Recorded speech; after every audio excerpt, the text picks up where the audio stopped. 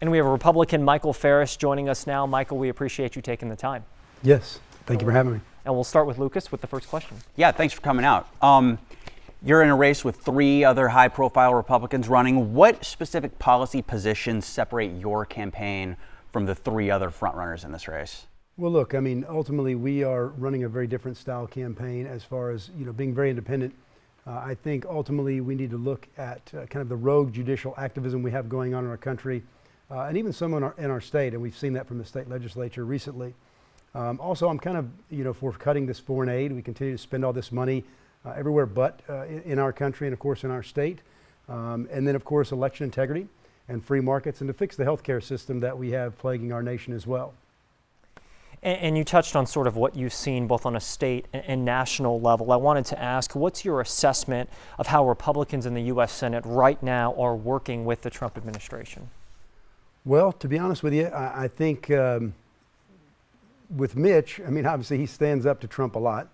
I think as well as Rand. Kentucky's a very interesting state when it comes to what I would call kind of being blind loyalist to an executive branch. And ultimately that's what the U.S. Senate was designed to do. It was to keep the powers of government in check.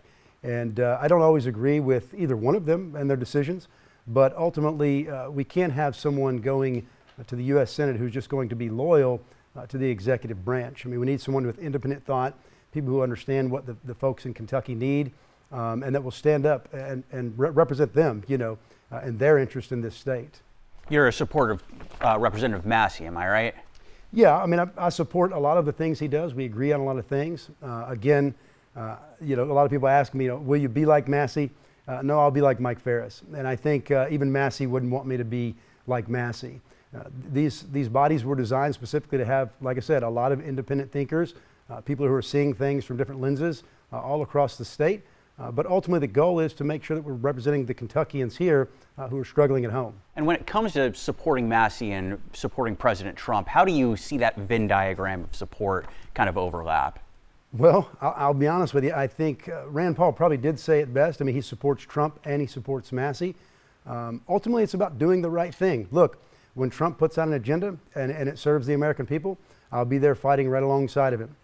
If he does things that I think are unconstitutional or blatantly not good for the people of this state, then you can expect that I would challenge it, just as I've done the federal government over the last 5 years.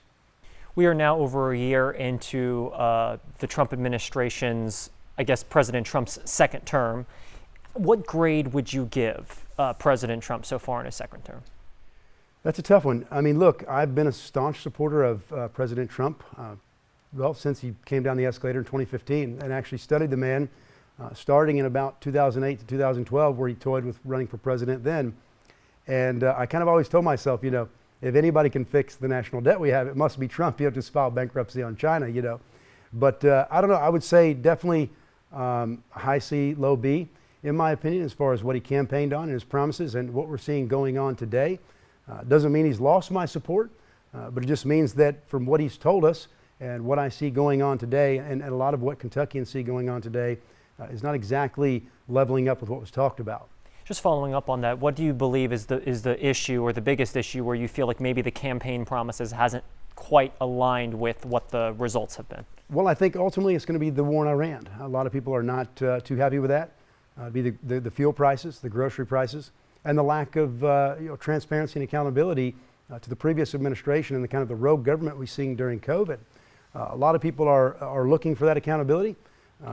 The people in Kentucky are definitely held accountable to the laws every single day, and when they break them, they definitely get held accountable. And I think the people of Kentucky are looking to make sure that the federal government abides by the laws and rules that are set forth for them as well.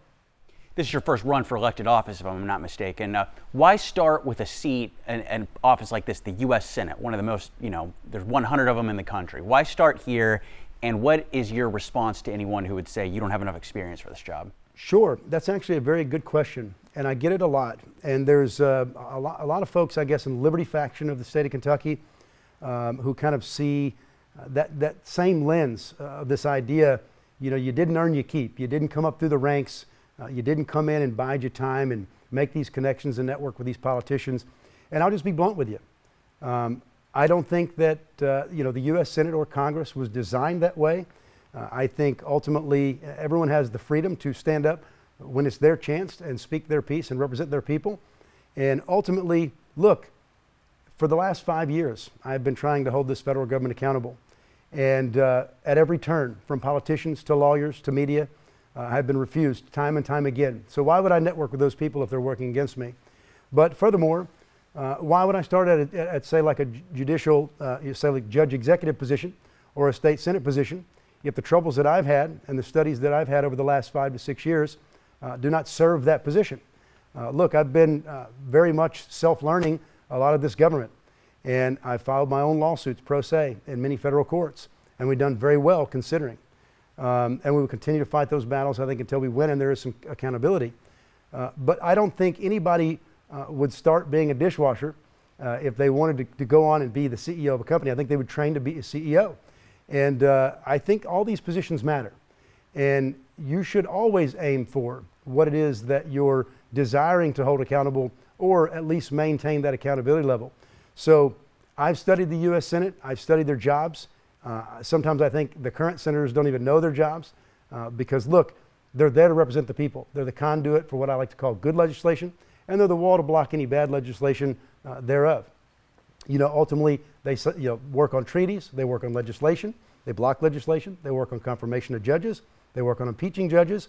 There's many factions within the U.S. Senate, and that one about impeaching judges is the one that I'm most interested in because those confirmations need to be taken very seriously, and much consideration needs to be given to the exact people that you're placing in that position.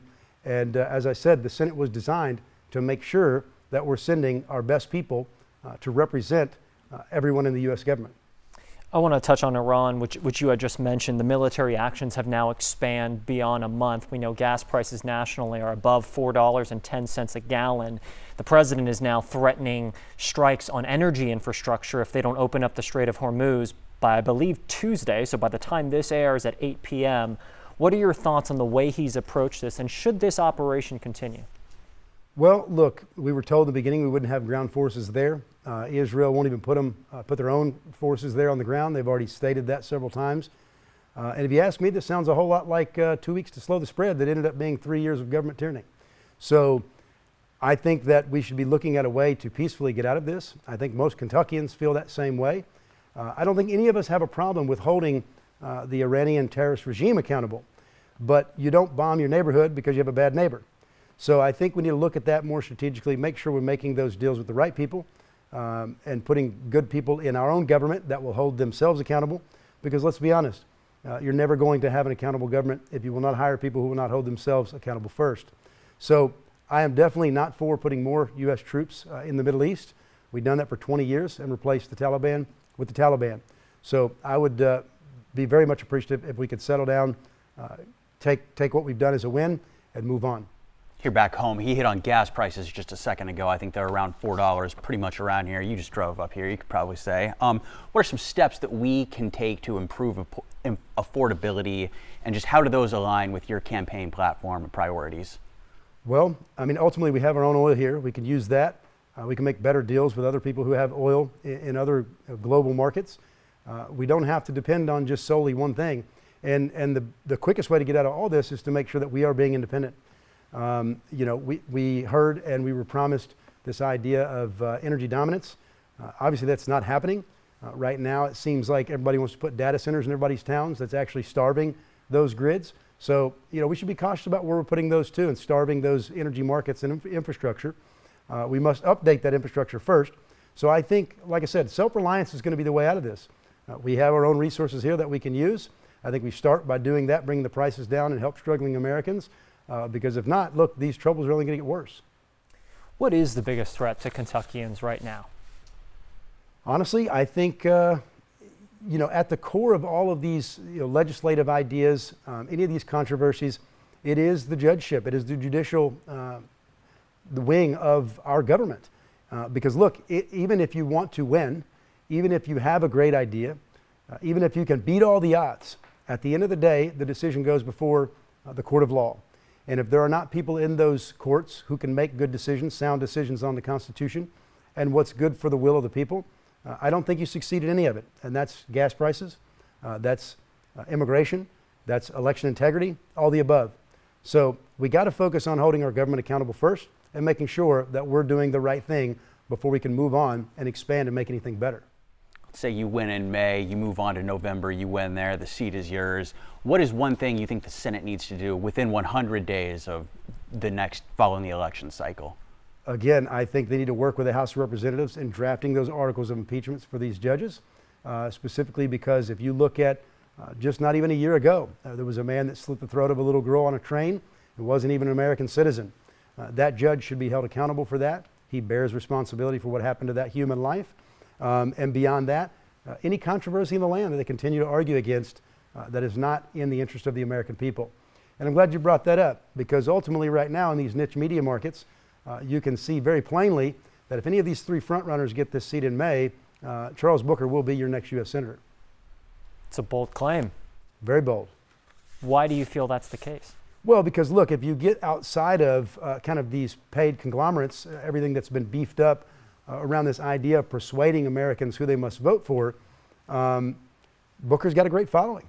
I think he's very popular among the Democrat base and has an opportunity to tap into some of those independents. But with these other three frontrunners basically riding on the coattails of President Trump, I don't foresee most of the population in Kentucky being happy with that and deciding, well, I'm just going to vote for the guy who's going to do whatever Trump said. They want to vote for somebody who has their interest in mind, who will fight for them, especially when the controversy is an unpopular opinion. I wanted to touch on, too, sort of some of the current events. We saw Kentucky Republicans work to start the process to get Mitch McConnell a statue within the Capitol Rotunda in Frankfort. Wanted to get your thoughts on that effort. Well, in my opinion, I think it should go on the ballot. Let the people of the state decide. The man is still alive. I don't know how much long he'll be alive, but we should probably wait till he passes on. I don't think we've ever seen anything of that stature put in place with people who are living currently, where we're honoring somebody who in the last probably 10 years has worked directly against the American people's agenda.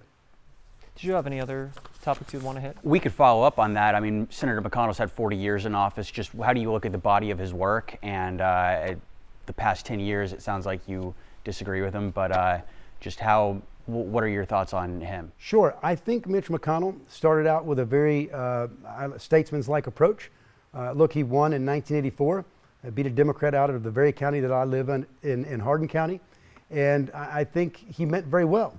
I think he'd done a lot of great things for the Republican Party. He transferred this state, over to a lot of power to the Republican Party. But our party has grown corrupt, largely. And the voters see it, and some of the people inside the Republican Party see it. And a lot of people give him credit for making sure these conservative justices are nominated. But when you look at, for instance, the birthright citizenship issue that's going on right now, you've got three conservatives who are basically going against it. And I think most of us in Kentucky understand the birthright citizenship to be directly pointed at the children of slaves during the time that legislation was written. And it wasn't for just bringing people in and birthing children and becoming American citizens and overtaking our country as if we were a third world nation. So if Mitch McConnell was responsible for those justices, then he is the problem. We have 1 minute left. I wanted to give you a chance to give any closing remarks. Sure. Ultimately, I thank both of you for having me here today. This is a tough gig to get into this media market and speak directly to the people. If people would like to get a hold of us, we do have a website. It is farisforsenate.com. That's one R, so F-A-R-I-S for Senate.com. We've got social medias on that website that you can link to, different videos. You can reach out to us directly, as my phone number is a matter of public record on that website. Ultimately, we want to thank the grassroots support that we have gained. Look, we've been across this state for the last year, working for free for the people, putting over 21,000 miles across this state, engaging directly with the voters, and have gained a groundswell of following on social media, considering that 100% of our content is political. So again, if you want someone who's going to work directly for you, someone who will read the laws and pass the bills based on what's within them, and then of course, coordinate with you and make sure that your ideas are being represented in Washington, D.C., then we would be the campaign to vote for. And thank you again. Michael Faris, we appreciate you taking the time. Absolutely. Thank you. Yes, sir.